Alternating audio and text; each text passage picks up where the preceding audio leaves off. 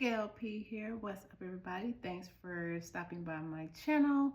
This is my second video today. I'm super excited. I am getting in the flow of things. And so I wanted to talk you through the last video that you saw of this hat being made in creation. But you might be wondering why the red hat, why the blue hat. So all of these hats that I have here are hats I use for testing. So I test out my designs on these hats, not on the original hat that I'm going to be giving to the client, so that if I need to correct any issues, I can correct it on these hats. So on this particular hat, I think the blue hat was my first hat. I went through, I did the 60, this is a vintage design, and since he's turning 60, I thought this would be cool to use. And a lot of my designs, I just find them online and then I just recreate them. He's from Chicago, Illinois. So I put Chicago, Illinois will be on the back of the hat. And then his fraternity is on the left side of the hat. But actually it ended up being on the right side because I did everything the opposite way. So there you go. Now, when I was working, I was having a very hard time with the fraternity logo, and that was mainly because I was not using enough stabilizer. But when I changed out the stabilizer and used 2 pieces instead of 1, the design came out so much better. And this is a fitted cap, but it had the same texture as the snapback that I ended up using.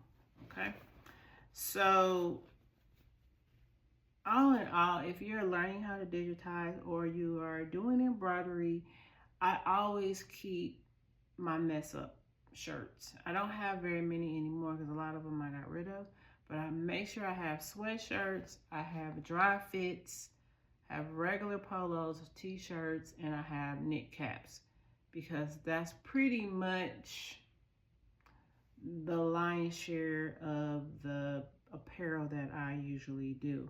So I always have blue jean stuff here, so I can always use blue jeans if I need to. But for the most part, it's always hoodies, always t-shirts, always some form of a hat. So I have snapbacks, I have regular caps, I have all the caps, and so that is why I had so many different colors in the video, because I was testing. So I was gonna talk over that video, but I thought it'd be more interesting if you just watched it and then I come back and make this one, because now I can make more content that way. So here is the final hat. He's not on my YouTube, so he's not gonna see this video. And here is his fraternity. These are his initials. This is 3D puff that I did for his initials. And he'll be 60 next week, and then the Chicago. So as you can see, I did make some changes to the Chicago.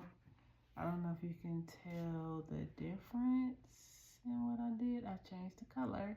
And I also moved the outline a little bit further out so that it could make the curve in the circle that I was trying to get. But for the most part, I really love it, and I changed the thread to a thinner thread because the thread that I was using, 40 weight thread, it was just like, it was so bulky, it didn't look clean.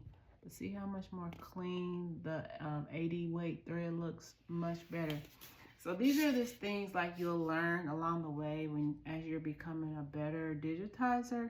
You'll understand when to change your thread weight, when to change the needles, because there's different size needles for different types of fabric. And all of this stuff I learned by just watching YouTube and just practicing. So I would just say, when you're teaching yourself, go to the Goodwill, buy old hoodies and shirts and jeans or whatever, and just practice on clothes that cost $5 instead of, buying a not Wilson, but I forget the brand name of the hats. It's a hat everybody likes to buy. But those hats are super expensive, sometimes upwards until $15 to $20. I wouldn't do it. I messed up a lot of those hats when I first started, and that's why I moved to, just getting cheap hats, $4 or $5 hats, and practicing until I became better and better and better and better. And the better you become, the less money you waste. Okay? So I hope this video was helpful. Remember, like, subscribe, share, and come back to see my next video. I'll try to do videos every day, as much as I can. And yeah. Oh, I'm gonna make another video when I finish my hat box. I have a box here that this hat will be in. I put my logos and things on it, so it's a custom hat, so I like to send it in a custom box. It's all in the presentation. All right, so I'll see you guys on the next one. Peace and light.